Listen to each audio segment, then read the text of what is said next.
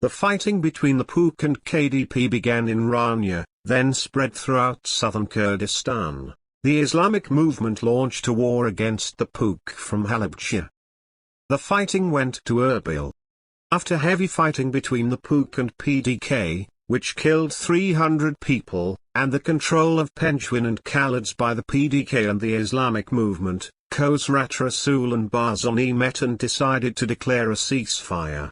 The Kurdistan parliament met in the presence of the leaders of both parties, but intermittent fighting continued until the end of 1994. In 1995, fighting resumed, and 𝗞𝘂𝗵 forces took control of Erbil. Representatives of the 𝗞𝘂𝗵 and KDP met in Dublin to stop the fighting.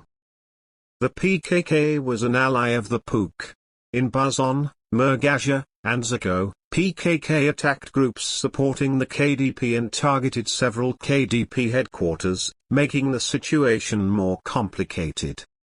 The PDK lost most of its power in southern Kurdistan, and the 𝗞𝘂𝗵 took control of two important areas of the PDK, prompting KDP leader Masoud Barzani to send a letter to Saddam Hussein asking for help, and he accepted it.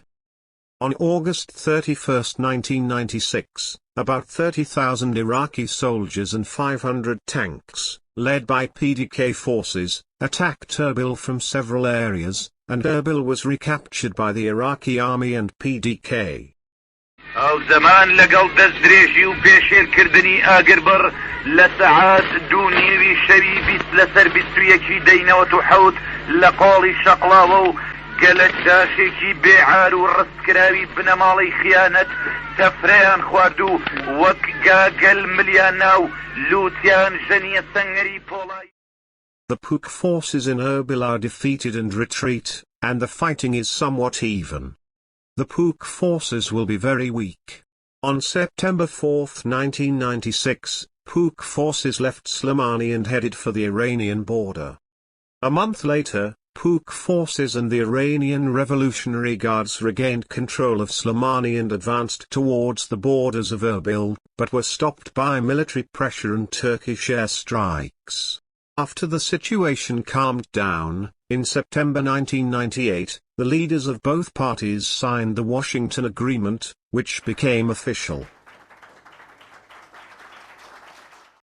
In the agreement, the parties agreed to share revenues, share forces, ban southern Kurdistan from the PKK, and prevent the Iraqi army from entering Kurdish areas. This stopped the First Kurdish Civil War. After the liberation of Iraq by the United States with the help of the Kurds, Masoud Barzani was appointed Prime Minister of the Kurdistan Regional Government, and Jalal Talabani was appointed President of Iraq. The Kurds have learned a lesson from this war, and Kurdistan is moving forward day by day.